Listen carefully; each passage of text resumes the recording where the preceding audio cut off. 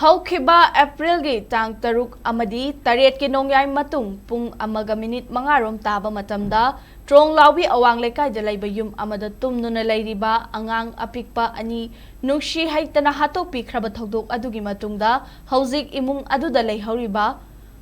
ꯃꯄꯨ ꯃꯕꯦꯟ ꯑꯅꯤꯅ ꯉꯁꯤꯁꯨ ꯇꯦꯡꯊꯥꯍꯧꯔꯤ, ꯃꯁꯨ ꯑꯅꯤꯃꯛꯄꯨ ꯅꯤꯡꯁꯤꯡꯅ ꯁꯣꯜꯍꯧꯔꯤ꯫ ꯍꯤꯔꯝ ꯑꯁꯤꯒꯤ ꯃꯇꯥꯡꯗ SKTVꯒꯤ ꯄꯥꯎꯗꯝ ꯑꯃ꯫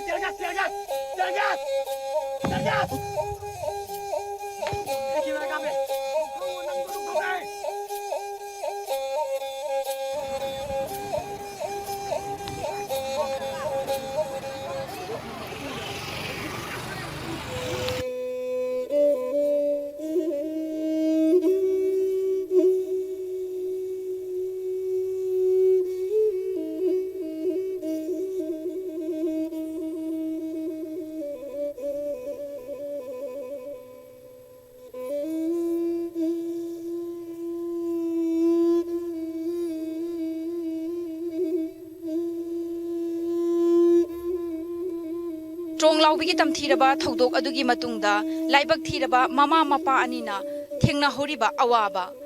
mapu mabenna nuksina lainazaramba mapu mabengi awaba pothajafam matam lenjafam oijaramba nuksiraba masu anibu minungsi leitana hatokpikraba matamda mapu maben anina mama mapa oba anina thengnahoriba awaba sing adugi matangda khangminasi loinana Thoudok asigi mari leinana lengak amadi JAC na lawrakliba Thoudang sing adugi matangdashu apen benda khangminasi चावे मगोगे मोगे अरे पवा खला म लागि रस किदोइना कोइदे दम support तम जगने बा लेबा म्यामने छु तबियो हदकी मताक सिदेगी सोकनरिबा होइबा मेगी तांग उमदे होइबा लानसे हदकी मताक से लोसन मिरवाने लेबा म्यामने खुरम जरी अखोय जेसी नत्रगा लेबा ma'am अखोय तोंगा अमता खनबा लेजदे Masih क्वाइदगी थमोय पेनदबा थोगदो may इमुंगसिदा थोइबनेबा अदुना इमुंगसिगी मबो अमोयना इमुंगसिगी युमुय ma'am ओइना Cuma Thoudok saya ambil Thoudok terus miro lebak meyamna, mama mana lebak pasal meyamna, bukan sih miro kan tak kita terus miro ada kurang jadi lebak meyamna, pasal ada mati. Kau kenapa kau dah suruh kau itu masuk jadi terus miro tak kita sih ni. Indah kau mungkin mata tersungai, Manipur kau mungkin mata tersungai. Asyik aja ni baru ibu apa mai mama. Terus miro tak kita Thoudok sih lagi. Teman-teman syuting cuma pilih sana lagi aku udah tambah jari aku ada tanggung dulu tambah dua kena sana bersuara itu mama cuma macam jauh lain mama benar tanggung bilang bukan isu di pasir nak awak aku lagi masa tu nungai tapi ni isu di pasir awak aku lagi cuma mau bilang dah Thoudok saya cakap apa macam tu isu tu lihat dan lain bebas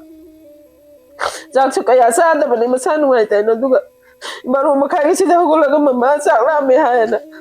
sanggup tidak kan pitak pergi hai mama sih na, tu kan mama nu siya hai ramai ba, mama nu siya hai kan tunggu mana aja gini mama lu betul betul kaya di sini sih, kaya tu gini betul betul macam isu tu gini betul ayam pergi sih, isu nu pergi na, mama ki orang dah hidup dia tu. Sanggup pitak pergi makuk sida tanggal lu benda apa makuk saya mama ni sanggup pitak pergi. Aduh nama makuk saya tanggal lu benda isu tu ke, aduh tu sok payah ni benda makuk saya lagi sok ke be imayat tu. Ayo nampak kesan benda isu tu bisa isu tu pasal ni makuk rasa nampak benda apa. Isu tu kali ada kalau kesan ni apa isu.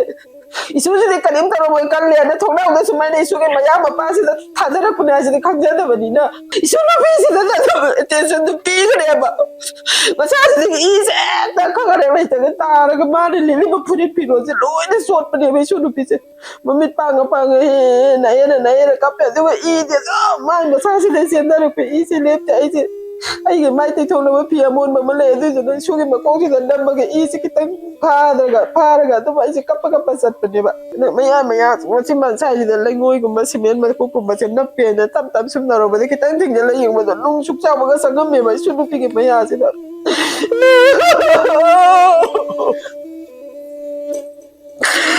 Nagsilay talaga ang kukurani na siya. Kaya ako magdala kasi.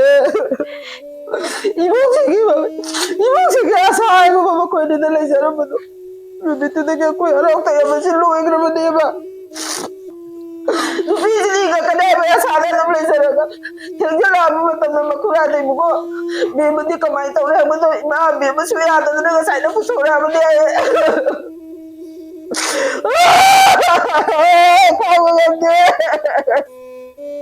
Angangan ni siya so habi ko hospital da pukhatnaba langingeda central force ki case par ama Thoudok thokpham jida hana thungare aduga moina protection amata akoi praja da pibide karigino habadi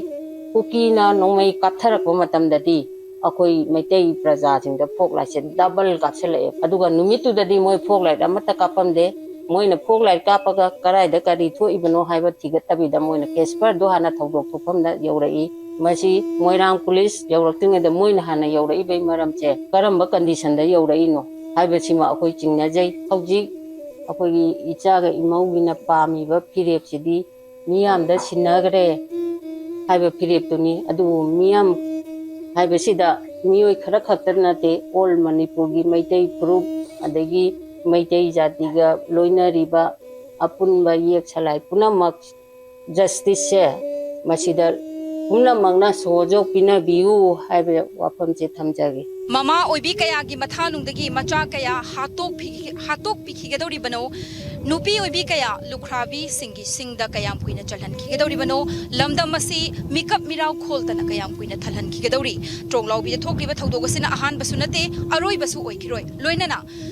ex gracia amadi lenga ki chana ba thabakna mioi bagi mamal yam laba punsi kayaga kayam kuina mahut sinakhi ki dawri bano haibasi achauba wahang ama oirakli hiramasigi matangda paudam jaribi Olivia Takhelambam SKTV News Tronglaobi awang lekai